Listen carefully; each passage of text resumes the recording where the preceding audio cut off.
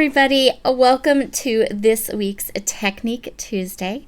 For the month of March, we are going to be working with dry embossing. So I have this gorgeous 3D embossing folder. We are going to have so much fun with it. I have 2 sheets of colored cardstock here, a brown and an orange. But what I'm going to do is I'm going to start with that embossing folder and the cardstock. During the month of March, I am also playing with the Slam Dunk collection from Cartabella. This collection is all about basketball, and I don't have children that play basketball or watch basketball or like basketball, so we are not going to do basketball layouts.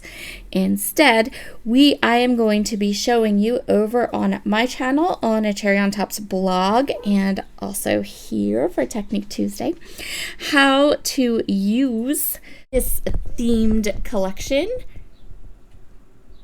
and not scrapbook basketball pictures. Actually, I do have a set of 3 little basketball pictures, and we'll do that layout completely last when all I have left is the themed stuff.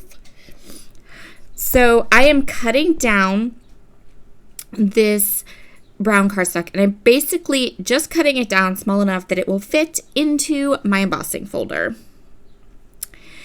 This embossing folder is probably one of my most favorite things that I've been working with recently. It is the coolest embossing folder ever. I used it to make some cards for my hop, for the Cherry on Top hop this month, and it's so cool.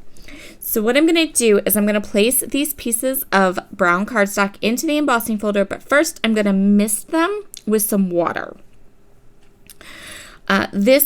Because this is a 3D embossing folder, by misting them with water, it makes the paper a little bit more malleable so that instead of cracking, the paper will emboss, and it looks so cool.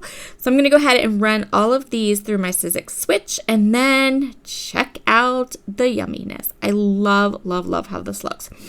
So what I'm going to do is I am now going to take all of these embossed panels and I'm going to cut them into 1-inch strips.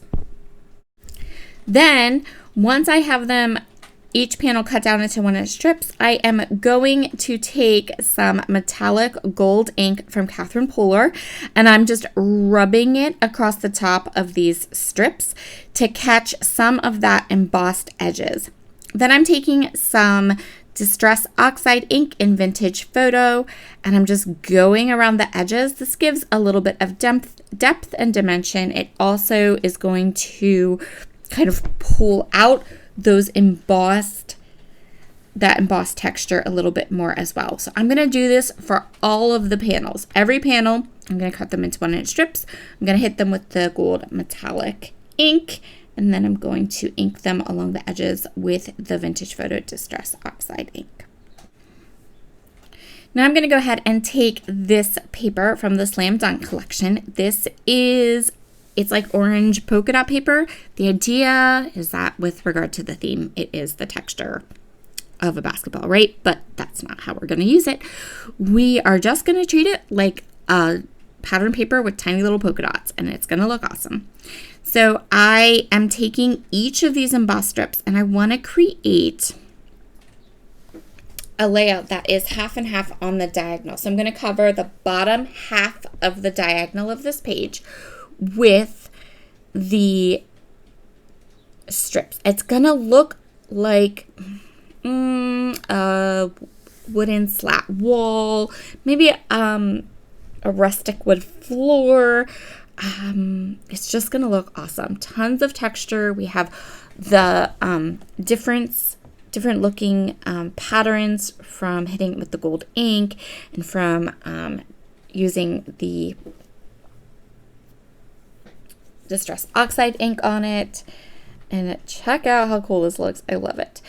So I did put a little bit of a guideline to help me get the right angle down, but once I get started, it goes really super easy and simple. And here is the whole section of that paper all done. You can see there, I showed you a little close up. I love how this turned out. It turned out so good. I'm just going to grab some Vintage Photo Distress Oxide ink, and I'm going to add a little bit more to the bottom half of this layout just to give it kind of smooth out the edges of the scrapbook page. We're going to do some of my youngest son Logan's senior photos, and I think we're going to do those senior photos for all of the projects I'm going to create with the Slam Dunk collection. The colors match really good, and I have done very, very few of his senior photos. I've actually created one page live in my Facebook group clear back in August. So I thought I really liked these colors with his photos. They looked really good, so I decided we'd go ahead and scrapbook some of those photos this month. I have another pattern from the Slam Dunk collection. Again, it's just so simple. It's just a nice grid, and I'm going to go ahead and map my photos onto that grid pattern paper. For embellishments on my layout, we're going to use a collection of different types of embellishments. So the first thing I want to do is make a shaker. I have Lawn Fawn's mason jar. I think it's called Build a Drink Add-on. I'm going to ink the edges of the bottom part of my shaker with some hickory smoke, and then I've gone ahead and die cut a bunch of the shaker part, and I'm going to stack them all up. This is going to be the top of the shaker, so I'm also going to ink that one up, and then the rest of these I'm going to glue them all together. And well of my shaker, this is a really great technique when you're creating something with a small footprint. So these the outside edges of this cup are really thin. You would need some really thin foam tape. So a better option is just to die cut the frame part multiple times and then stack them up like you see me doing here. And then we can add our sequin shaker mix. For the top of my shaker, instead of acetate, I decided to add vellum. This will give my shaker a much softer look. For the top of this little mason jar, I did die cut the lid from some silver mirror cardstock, because I don't want this shaker to look like it's open. I wanted it to look like it was just a mason jar, a closed mason jar. And I'm going to go ahead and add the shaker fill to my mason jar. Any kind of sequins, little beads, shaker mixes, there are loads of options for filling a shaker. My personal favorite are sequins, and but you could use whatever you like. So once I have the shaker, my filled shaker here, I'm just going to add a bead of glue right around the outside edge and pop the back of my shaker onto this, and that's it. Easiest shaker ever. They're so much fun.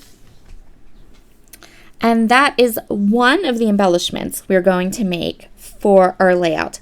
Another embellishment we are going to make is I took some lovely green cardstock. I matched the color green with the color green in my photographs. I pulled in some leaf die cuts from my stash. I also pulled in just the leaves from the Lily of the Valley die cut pack from Lawn Fawn. That's a new one in the shop. I'm going to grab my waffle flower grip mat, some rustic wilderness, and some ground espresso distress oxide ink. And I'm going to go ahead and just add some ink to the edges of these leaves, just to the edges. So I'm just going to press them right down onto my grip mat. I'm going to grab my brush, and I'm so sorry. My stand that I hold my camera on had gotten moved or adjusted, so it was up against my table, which it usually never is. But now I have a little bit of a shaky video, which I apologize for.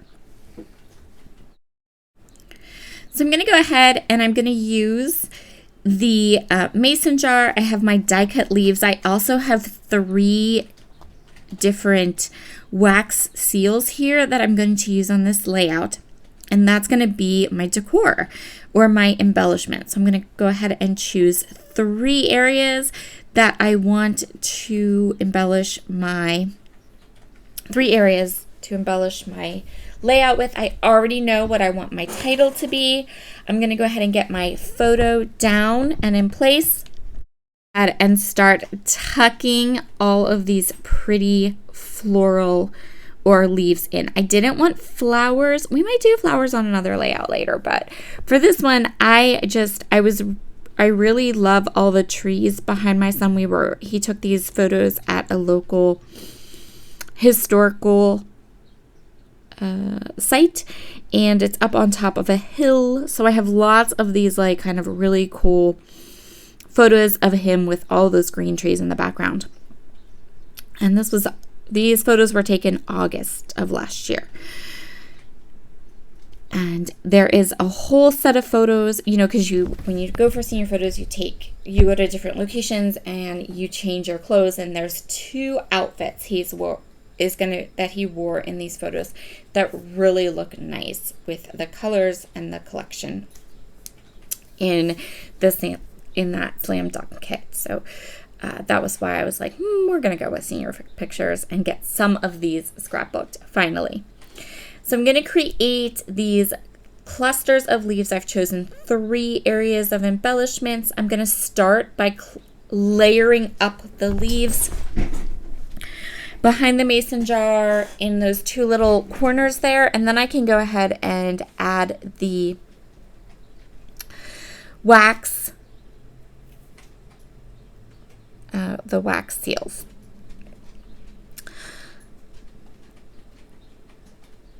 Now I'm going to go ahead and I am going to adhere down these clusters. I'm just adhering down the tip of the leaves because I definitely want all of that like texture.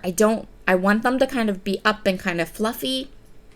So when I put the glue down, I'm just putting the glue in at the bottom, right at the bottom of the leaves. And then once I have the leaves clustered together, I'm going to add 1 wax seal to each of my clusters. So we have a bit of a mixed metal thing going on here. We have the gold on the wood, homemade kind of wood planks. The wax seals that I chose are wax seals that had both gold and silver in them. So for my title, I want to go silver because I want the mixed metallics on this layout to look intentional and not like I just wasn't paying attention, because really I was paying attention. I'm also going to grab some Aqua Splash. This is the gilded color, so this is the gold color. And I'm going to add just a little bit of extra gold splatter right around my clusters. I have been curating a list of senior titles for this picture, for these photos. So I have a nice kind of list to pick from. I'm going to go with senior vibes on this one, and then the year the photos were taken at the bottom, just because I want to make sure that it fit, and this seemed to be the best option to fit. I am using silver letters from Pinkfir Studio, again emphasizing the fact that I'm mixing the metals, that we have gold and we have silver, and that I am using them both on the layout together. And then to reinforce the fact that my sequins in my shaker don't get lost, right? I don't want them to get lost and I don't want them to look out of place, so I'm adding just a couple of sequin accents to a few of the leaves.